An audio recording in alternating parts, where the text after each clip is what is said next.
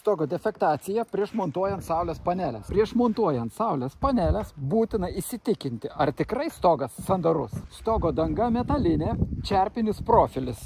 Stogo nuolydis 7 laipsniai tik tai. Tokią stogo dangą gamintojai rekomenduoja montuoti ne ant mažesnio kaip 13 laipsnių stogo nuolydžio. O čia tik 7 laipsniai. Todėl stipriai pažeistos technologijos. Matosi, kad stogas jau ne kartą remontuotas.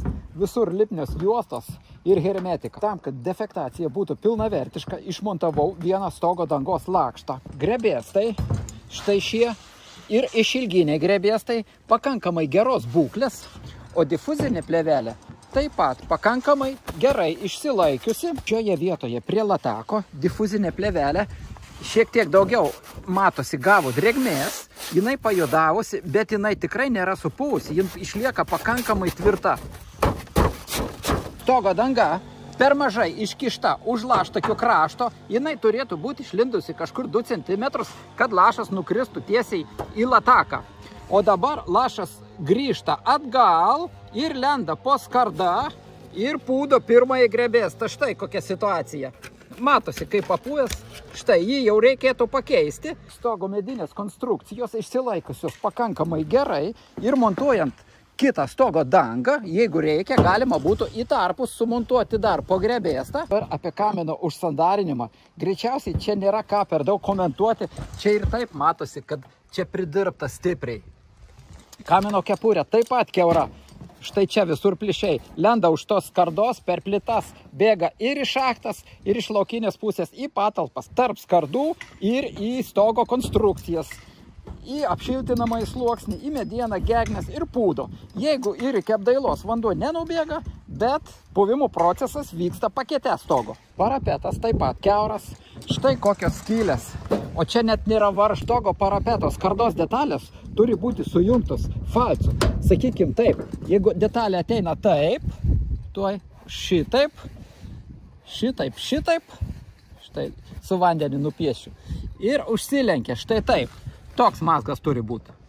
O toje vietoje, štai vanduo nubėgęs net per sieną, matosi rudos dėmės vandens, dėl to, kad mažas stogo dangos nuolydis ir dar varžtai susukti į bangos apačią.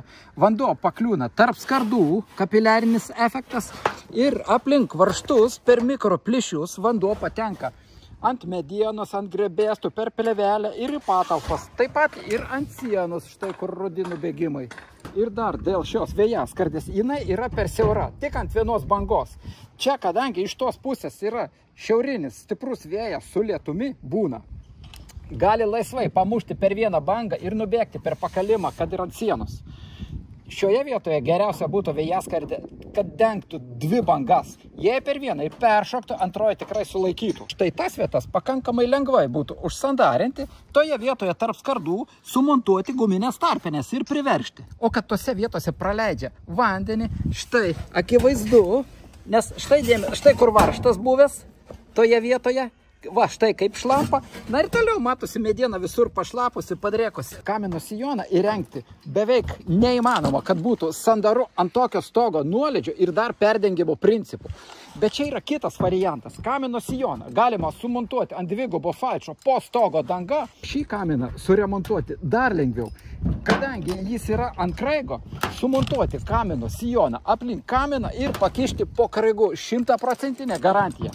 Aišku, kad kepurę taip pat reikia keisti, nes jinai nesandari. Štai visur tarpai, vanduo lenda tarp skardų, plus čia bėga į šachtas, per tas vietas į patalpas gali nubėgti arba pūdo medinės stogo konstrukcijas ir vatą, apšiltinamą sluoksnį. Tai visur tarpai, ir čia, ir čia, ir čia, ir čia. Pats kamino sijonas, kodėl kiauras? Štai tose vietose čia daryta iš vientiso lapo ir čia įkirpta ir netgi užklijuota hermetiko. Taip neturi būti, čia turi būti siūlės. Taip pat ir čia per centrą vieną ant kitą suleista. Čia lenda visur vanduo, štai. Taip pat, o čia net varžtų trūksta.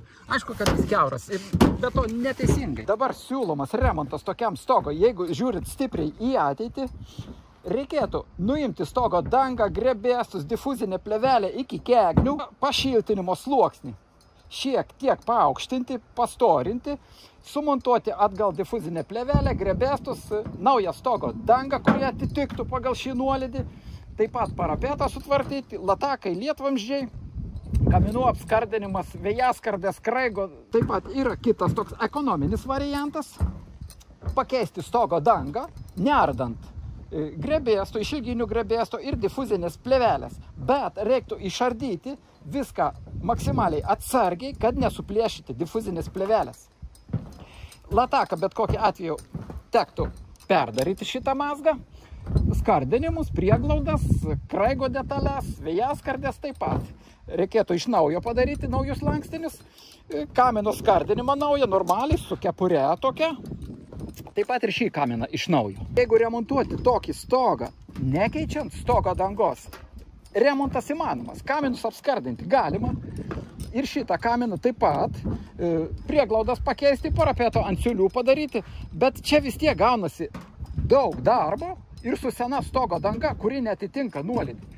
Mano manimu, taigi vis dėlto geriausia būtų pakeisti stogo dangą ir visus apskardinimus. Ir tada eksploatacija namų prasitęstų, taigi ant tokio stogo montuoti saulės panelės kategoriškai draudžiama.